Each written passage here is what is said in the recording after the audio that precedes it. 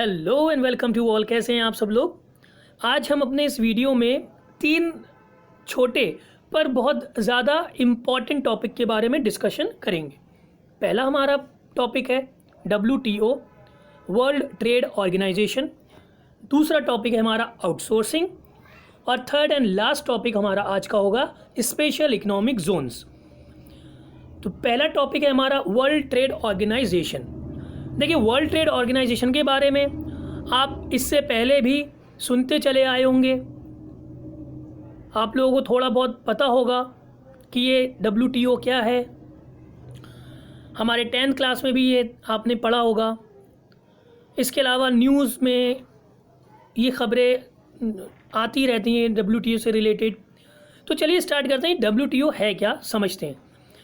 देखिए, जो ये पूरी दुनिया है, पूरी जो कंट्री है, वो कंट्री एक दूसरे से बिज़नेस करती हैं, व्यापार करती हैं ना, ट्रेड करती हैं। यानी कि हमारी इंडिया का बिज़नेस अमेरिका से भी होता है, ब्रिटेन से होता है, फ्रांस से होता है और दूसरी कंट्रियों से भी होता है।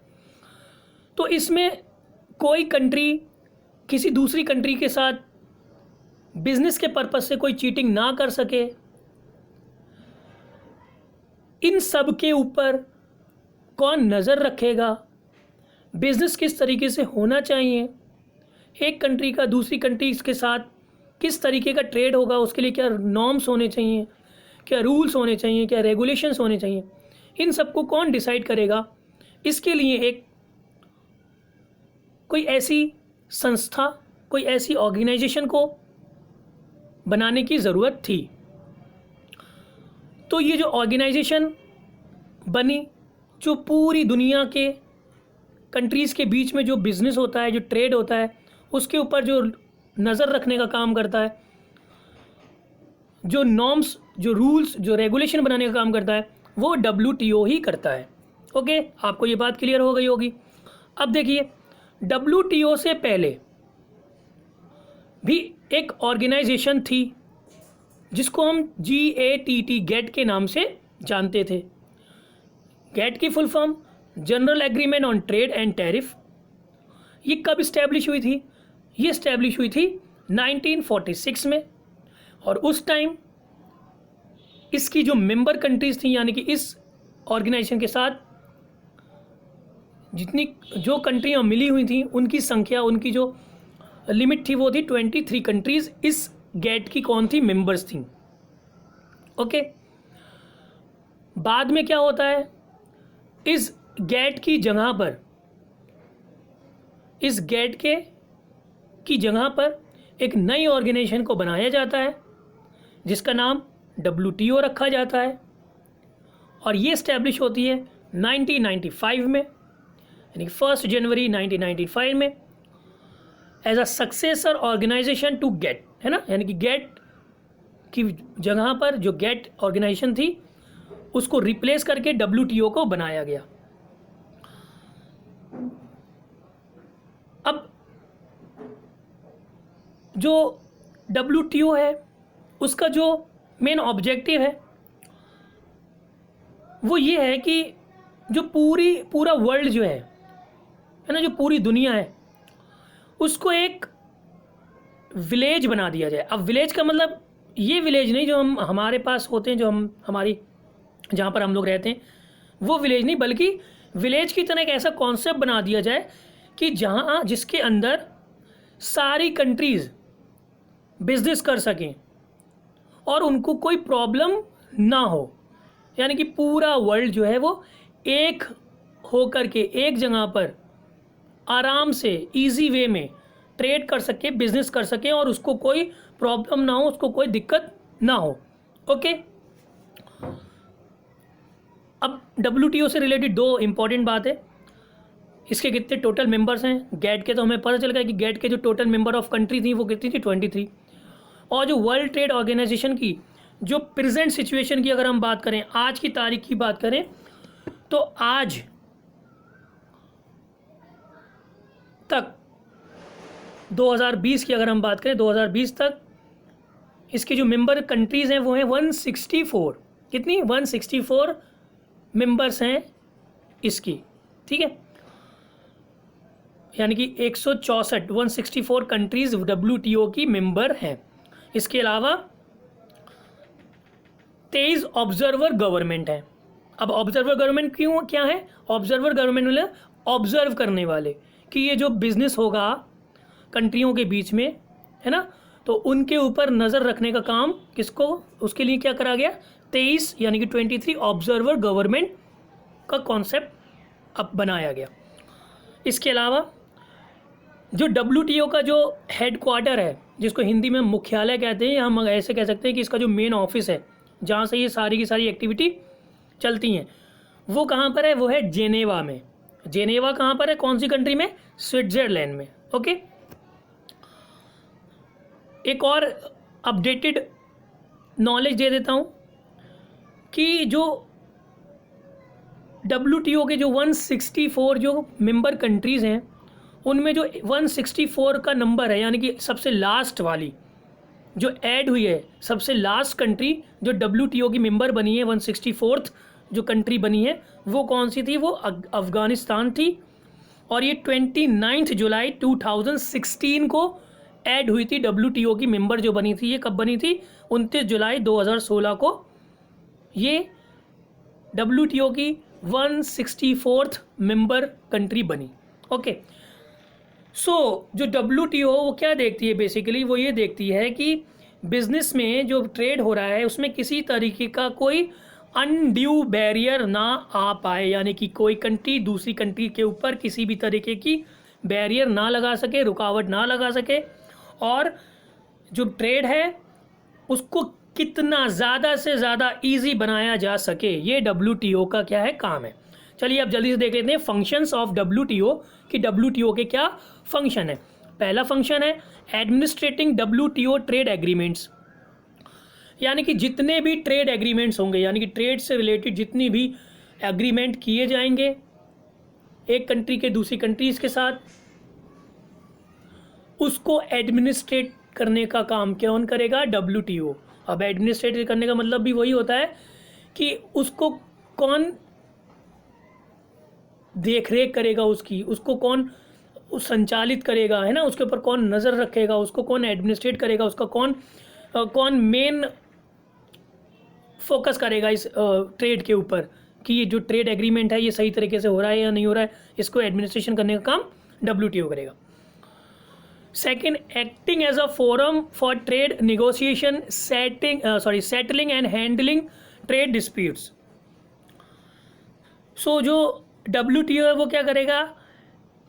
वो एज अ फोरम एक्ट करता है ना, एज अ फोरम एक्ट करता है, यानी कि अगर बिजनेस में कोई प्रॉब्लम आ जाती है तो एक फोरम के अंदर क्या होगी? निगोशिएशन होगी, यानी कि बातचीत होगी उस डिस्प्यूट से रिलेटेड, उस प्रॉब्लम से रिलेटेड उन कंट्रियों को लेकर के। ओके, यानी कि निगोशिएशन का काम एक फोरम की तरह WTO करता है। Monitoring and reviewing national trade policies, इसके अलावा जितनी भी नेशनल ट्रेड पॉलिसीज़ बनती हैं या बनेंगी उनको रिव्यू करना और उनको मॉनिटर करना कि ये ट्रेड पॉलिसीज़ में क्या चीज़ें चेंज हो सकती हैं, कौन सी चीज़ बेहतर हो सकती हैं, किनको कम किया जा सकता है ना, इसको क्या करने का काम? मॉनिटर करने का, रिव्यू करने का नाम, रिव्यू देना कि कितनी अच्छी चल रही हैं, कहाँ दिक्कत आ रही हैं। नेक्स्ट, प्रोवाइड फाइनेंशियल असिस्टेंट, इसके अलावा अगर किसी कंट्री को किसी तरीके की फाइनेंशियल हेल्प की ज़रूरत है, फाइनेंशियल का मतलब यहाँ पर वित्त यानी पैसे से रिलेटेड, अगर किसी को हेल्प की ज़रूरत है, मदद की ज़रूरत है, तो उसको प्रोवाइड कराने का काम भी कौन करता है? WTO करता है। एज अ लोन कह सकते हो आप, डेब्ट कह सकते हो, है ना।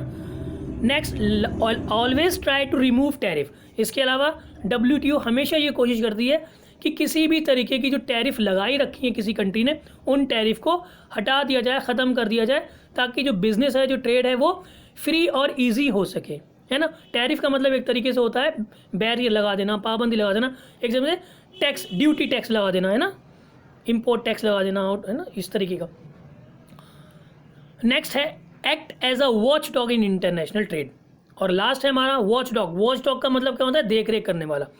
तो ये क्या है? पूरे इंटरनेशनल ट्रेड की देख रेख करने वाला, उसके ऊपर नज़र रखने वाला, ताकि कोई गलती नहीं कर सके, किसी तरह की कोई प्रॉब्लम ना आ सके ट्रेड में। तो ये थे फंक्शन WTO के। अब हम देख लेते हैं आउटसोर्सिंग क्या है, आउटसोर्सिंग का कॉन्सेप्ट क्या है, ये क्या होता है।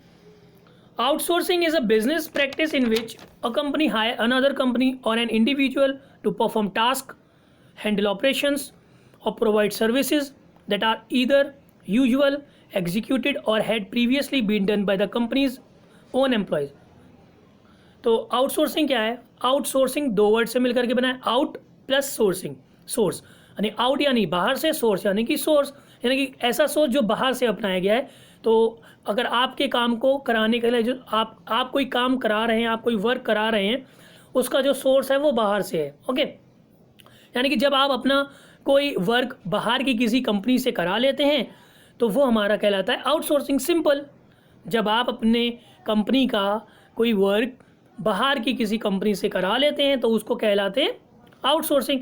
फॉर एग्जांपल, अमेरिका में जितने भी अकाउंट्स होते हैं, कंपनी के अकाउंट्स होते हैं, अमेरिका अपनी कंट्रीज़ के अकाउंट्स को हमारी इंडियन जो अकाउंटिंग एजेंसीज़ हैं उनसे करवाती है और उसके बदले में हमारी इंडियन एजेंसीज़ को पैसे दिए जाते हैं। तो ये जो प्रोसेस कहलाता है ये हमारा आउटसोर्सिंग कहलाता है। For example, house keeping, accounting, editing. Okay, तो जो जितने भी कंपनी के रेगुलर बेसिस, डेली बेसिस के जो भी वर्क होते हैं, उनको जब कोई कंट्री किसी दूसरी कंट्रीज की कंपनी से, जो ऐसी कंपनीज होती हैं, जो एजेंसीज होती हैं जो इस तरह के काम वर्क करती हैं, तो वो हमारा कहलाता है आउटसोर्सिंग। ओके, आई होप आपको समझ में आ गया होगा। और लास्ट है हमारा स्पेशल इकोनॉमिक जोन। तो special economic zone is an area in which the business and trade laws are different from the rest of the countries. SEZs are located within a country's national borders, and their aim include increase trade balance, employment, increase investment, job creation and effective administration। तो एक ऐसा area जो अलग तरह के norms यानी कि laws, rules को हैंडल करता है। फॉर एग्जांपल, इंडियन गवर्नमेंट के थ्रू बनाया गया कोई एक ऐसा एरिया जहाँ थोड़े अलग तरह के लॉ होते हैं बाकी कंट्रीज़ के मुकाबले, तो उस पर्टिकुलर एरिया के लिए क्या करेगी गवर्नमेंट, टैक्स में छूट दे देगी, है ना, चीप रॉ मटेरियल प्रोवाइड करा देगी, इंफ्रास्ट्रक्चर की फैसिलिटीज़ वहाँ पर प्रोवाइड करा देगी। इसके अलावा ये कह सकती है कि भाई 5 साल के लिए जो है कोई भी कंपनी में जो भी इंडस्ट्री लगेगी उसके लिए टैक्स फ्री है। इसके अलावा labour flexibility in labour wages में वो कर देगी। तो ये जो काम करने का काम किया जाता है स्पेशल इकोनॉमिक जोन में, ताकि बाहर की जो इंडस्ट्रीज़ हैं, बाहर की जो कंपनीज़ हैं, वो हमारी कंट्रीज़ में आकर के अपनी इंडस्ट्रीज़ को इस्टेब्लिश कर सकें स्पेशल इकोनॉमिक जोन में आकर के। स्पेशल इकोनॉमिक जोन का बेसिकली कॉन्सेप्ट क्या है, सिर्फ बाहर की कंपनीज़ को या इंडस्ट्रीज़ को क्या करना, एक तरीके से उनको एक ऐसा रास्ता, एक ऐसा बेस तैयार करना ताकि उन कंट्री की जो रिक्वायरमेंट है अपने बिजनेस को चलाने के लिए, अपनी इंडस्ट्रीज़ को ओपन करने के लिए, वो उनको इजी वे में मिल सके। उससे क्या होगा, उससे इंक्रीज ट्रेड बैलेंस होगा, एम्प्लॉयमेंट जनरेशन होगा, है ना। जब बाहर की कंपनीज आएंगी तो हमारे, जब कंपनीज खोलेंगी तो एम्प्लॉयमेंट जनरेशन होगा, इन्वेस्टमेंट बढ़ेगा, हमारी कंट्री में बाहर के आकर के लोग इन्वेस्टमेंट करेंगे, जॉब क्रिएशन होगी, जॉब मिलेंगी। तो ये इकोनॉमिक, स्पेशल इकोनॉमिक जोन के अंदर में ये सारी चीज़ें करी जाती हैं। मोस्टली ऐसे एरियाज़ को ही स्पेशल इकोनॉमिक जोन हमारे देश में, हमारी कंट्री बनाने की कोशिश करती है, जो एरिया कम डेवलप्ड होते हैं, जो अंडर डेवलप्ड होते हैं। तो इसकी वजह से क्या होगा, वो एरिया डेवलप भी हो जाएंगे, है ना। तो that's it for today's video. आज की वीडियो के साथ हमारा जो ये पूरा चैप्टर है न्यू इकोनॉमिक पॉलिसी 1991, ये भी कंप्लीट हो गया है। इसी के साथ मिलते हैं नेक्स्ट वीडियो में। अगर आपको इस वीडियो में कोई भी प्रॉब्लम आई हो, कुछ पॉइंट समझ में ना आए हो, तो आप मेरे साथ शेयर कर सकते हैं, अपने कमेंट में मुझे बता सकते हैं कि आपको कौन सी पॉइंट या कौन सा टॉपिक समझ में नहीं आया है।